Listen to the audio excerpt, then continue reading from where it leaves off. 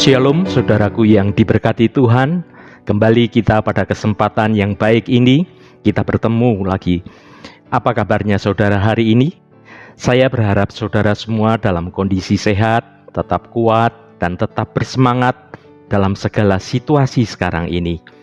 Renungan kita hari ini dengan judul Keputusan yang Mengubah Arah Hidup. Tetapi sebelumnya mari kita berdoa terlebih dahulu. Allah Bapa yang penuh kasih sayang, Engkau Allah Bapa yang kami sembah dalam nama Tuhan Yesus Kristus. Tuhan, pada kesempatan ini kami berterima kasih dan bersukacita atas segala anugerah kasih-Mu yang kami rasakan dalam hidup ini.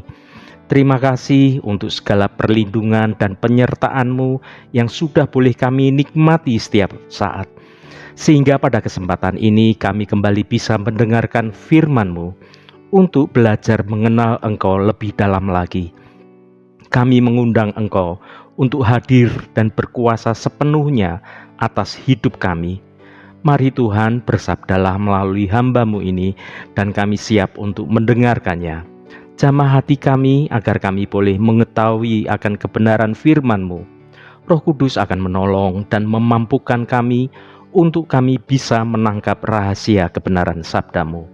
Dalam nama Tuhan Yesus Kristus, kami naikkan doa ini ke hadirat-Mu. Amin. Saudaraku yang terkasih, dalam setiap aspek kehidupan kita ini, seringkali kita dihadapkan pada banyak pilihan. Dan ini seringkali tidak mudah dalam mengambil salah satu pilihan keputusan yang ada. Misalnya ketika bangun pagi, para wanita yang sudah menjadi ibu bagi keluarga akan dihadapkan pada pertanyaan pilihan, hari ini mau masak apa ya? Perlu belanja beli bahan yang baru atau memasak bahan yang sudah ada? Saudaraku, tawaran pilihan ini ada yang rutin sering terjadi dan kita hadapi, tetapi ada juga yang hanya sekali saja datangnya pada hidup kita. Ada seorang penulis dan filsuf yang bernama Albert. Pada salah satu tulisannya, dia mengatakan, kehidupan ini adalah gabungan dari semua pilihan Anda. Jadi, apa yang Anda lakukan hari ini? Ya saudaraku, pada dasarnya keseluruhan hidup kita dibentuk melalui pilihan-pilihan yang sudah kita ambil dari waktu ke waktu. Apa yang terjadi sekarang ini itu merupakan konsekuensi pilihan-pilihan yang sudah kita ambil beberapa waktu yang lalu, beberapa hari yang lalu, beberapa minggu yang lalu, beberapa bulan yang lalu, atau beberapa puluh tahun yang lalu. Sikap kita dalam memutuskan suatu pilihan turut membentuk keadaan yang kita alami dalam hidup kita kelak. Jadi, pilihan saudara sekarang ini itu dampaknya bisa terjadi pada kehidupan saudara yang akan datang.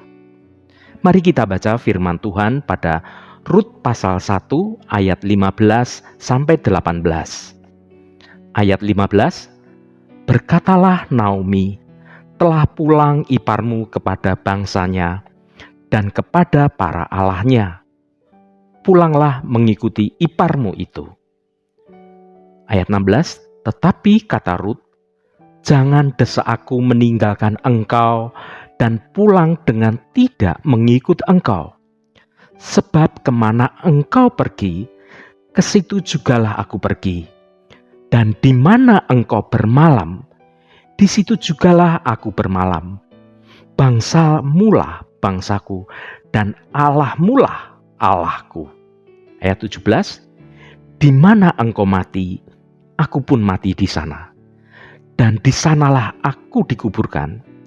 Beginilah kiranya Tuhan menghukum aku, bahkan lebih lagi daripada itu, jikalau sesuatu apapun memisahkan aku dari engkau, selain daripada maut. Ayat 18, ketika Naomi melihat bahwa Rut berkeras untuk ikut bersama-sama dengan dia, berhentilah ia berkata-kata kepadanya. Saudaraku yang terkasih, pada peristiwa ini Rut diperhadapkan pada situasi dan kondisi yang sulit. Dihadapkan pada pilihan yang tidak mudah, antara kembali ke daerahnya atau tetap mengikut dan tinggal bersama mertuanya di daerah yang asing bagi Rut. Mertuanya Naomi meminta Rut dan Orpa iparnya kembali ke rumah orang tua mereka karena suami mereka masing-masing telah meninggal dunia. Ini adalah pilihan yang paling masuk akal. Pilihan kembali ke daerahnya, bertemu dengan keluarganya kembali, dan bisa memulai kehidupan baru di daerah yang sudah mereka kenal dengan baik, yaitu kampung halamannya Rut, juga kampung halamannya Orpa. Rut dan Orpa pada mulanya mereka menolak tawaran Naomi ini. Namun Naomi mendesak terus mereka berdua, karena tidak ada alasan bagi mereka untuk tetap bersama dengan Naomi di negeri asing bagi Rut dan Orpa. Di daerahnya Naomi, Rut dan Orpa ini tidak memiliki orang-orang yang mereka kenal. Dan di tanah itu, Naomi sudah tidak punya apa-apa lagi.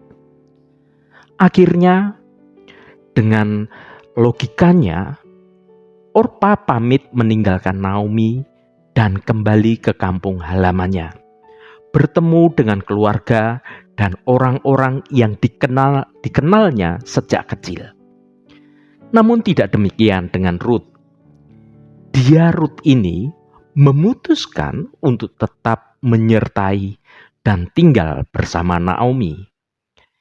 Ia bahkan rela meninggalkan bangsanya dan mengikuti Naomi tinggal di daerah yang asing. Bahkan bukan hanya tinggal di daerah asing, Rut juga ikut menyembah Allahnya Naomi. Sungguh, ini sebuah keputusan yang tidak main-main.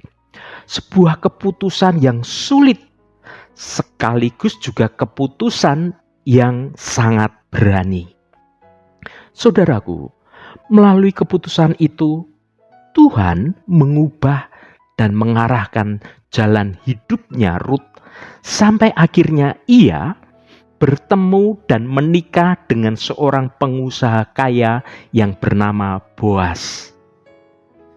Dan meskipun Rut itu perempuan asing, Tuhan berkenan memakai keturunan Rut dalam karya penyelamatannya, yaitu Rut ini sebagai salah satu leluhur Yesus Kristus. Saudaraku, meskipun pilihannya sulit, namun dengan berani dan didasari rasa kasih dan setia pada mertuanya, Rut telah mengambil keputusan yang tepat.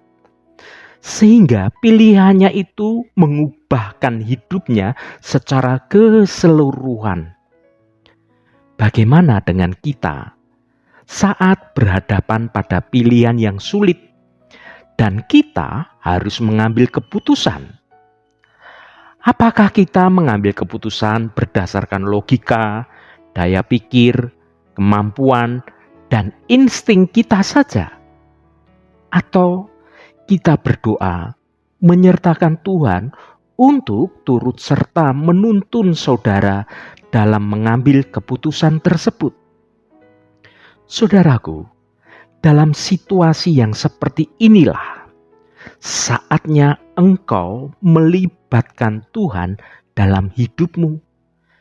Jangan andalkan kepandaianmu, jangan andalkan instingmu, jangan andalkan hikmatmu, dan jangan andalkan analisamu. Tetapi libatkan Tuhan dan mintalah hikmat yang berasal dari Tuhan, agar kita dimampukan untuk memilih dengan arif dan benar, sehingga dalam pilihan itu kita mengambil keputusan yang benar, keputusan yang sesuai dengan rancangan Tuhan. Kiranya kita tidak tergoda, saudara tidak tergoda untuk memilih jalan yang serba nyaman saja menurut pandangan manusia, menurut kacamata dunia. Tetapi jalan yang meskipun tampaknya sulit, namun kalau jalan itu selaras dengan kehendak Tuhan, itu adalah jalan yang terbaik yang harus saudara pilih. Saudaraku, mengapa kita harus melibatkan Tuhan supaya keputusan kita selaras dengan rancangan Tuhan? Mari kita baca firman Tuhan pada Yeremia pasal 29 ayat 11. Sebab aku ini mengetahui rancangan-rancangan apa yang ada padaku mengenai kamu. Demikianlah firman Tuhan, yaitu rancangan damai sejahtera dan bukan rancangan kecelakaan, untuk memberikan kepadamu hari depan yang penuh harapan. Saudaraku, ternyata Tuhan sudah menetapkan rencana yang luar biasa bagi setiap orang. Bahkan dalam kitab Mazmur dijelaskan bahwa sejak dari kandungan ibu, kita ini ditenun dari hari ke hari yang akan kita lewati telah dipersiapkan sejak dalam kandungan ibu kita.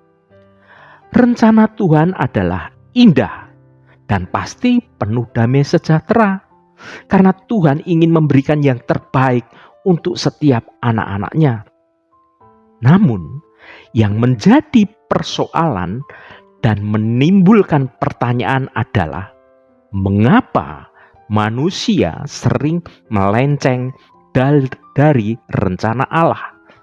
Mengapa rancangan Allah yang baik itu tidak terjadi dalam hidup mereka?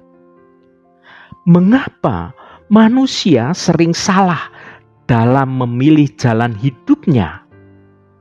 Saudaraku, rencana Tuhan bukan hanya untuk dinanti, tetapi untuk dicapai, untuk bisa saudara nikmati. Bukan hanya nanti saat kita sudah bersama Tuhan, tapi justru itu dicapai dan saudara nikmati saat di dalam dunia ini. Dan untuk mencapai rencana Tuhan itu, harus dilakukan dengan menempuh jalan ketaatan. Jika saudara mau mencapai rencana Tuhan yang besar, indah, dan dahsyat itu terjadi dalam hidupmu, maka engkau harus menyerahkan dirimu dalam pimpinan Tuhan. Engkau harus hidup dalam kebenaran dan tunduk pada perintah Tuhan. Saudaraku, dalam setiap peristiwa atau kejadian dalam hidup ini, selalu ada pilihan untuk saudara ambil keputusan. Ada dua jalan, lebar dan sempit. Mana yang engkau pilih? Jalan yang lebar dan terlihat mudah namun berujung pada kebinasaan, atau jalan yang sesak dan sempit namun menuju kepada kehidupan? Jangan salah pilih, saudaraku. Berjalanlah dalam jalan kehidupan. Sekalipun tidak mudah, namun selalu ada penyertaan Tuhan, sebab Tuhan berkenan kepada setiap orang yang taat kepadanya.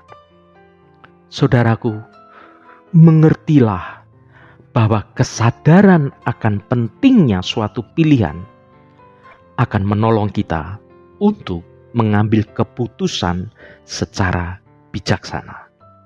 Mari kita tutup renungan ini dengan berdoa. Bapa, kami menyadari akan kecenderungan kami yang ternyata sering memilih jalan yang mudah dan ternyata jalan yang salah. Ampuni kami karena tidak menyertakan Engkau ketika kami harus memilih. Bapa, mulai saat ini, dengan kesadaran yang penuh, kami berjanji untuk selalu melibatkan Engkau dalam setiap aspek kehidupan kami, sehingga melalui pertolongan Roh Kudus, maka pilihan kami akan sesuai dengan dan selaras dengan rancangan Engkau yang baik atas hidup kami. Bapa, terima kasih untuk peringatan yang Engkau sudah berikan kepada kami, supaya kami tidak mengandalkan kemampuan dan insting kami yang sering salah. Kami membutuhkan penyertaan-Mu dalam hidup kami. Biarlah hanya karena kasih Engkau saja ya Bapa, kami boleh memiliki kesempatan untuk bertobat kembali pada jalan kebenaran-Mu, supaya rancangan Engkau yang baik boleh terjadi dalam hidup kami. Terima kasih Tuhan. Saudara, bukalah hatimu dan tengadahkan tanganmu. Terimalah berkat Tuhan. Tuhan memberkati engkau dan melindungi engkau. Tuhan menyinari engkau dengan wajah-Nya dan memberikan kasih karunia. Tuhan menghadapkan wajah-Nya kepadamu dan memberikan damai sejahtera. Berkat anugerah dari Bapa Surgawi, cinta kasih karunia dari Tuhan Yesus Kristus dalam persekutuan dan penghiburan Roh Kudus menyertai kita semua sekarang ini dan sampai selama-lamanya. Dalam berkat Tuhan Yesus Kristus. Haleluya. Amin. Puji Tuhan, saudaraku semua, saya percaya firman Tuhan hari ini sudah menjadi berkat yang luar biasa dalam kehidupan rohani kita untuk menuntun hidup saudara dan saya. Roh Kudus senantiasa menolongmu dan menuntunmu hidup dalam jalan kebenaran Tuhan. Haleluya. Amin. Jangan lupa bagikan renungan ini pada saudara, teman, dan sahabat Anda, agar mereka diberkati juga melalui renungan ini. Sampai bertemu kembali. Shalom. Tuhan memberkati.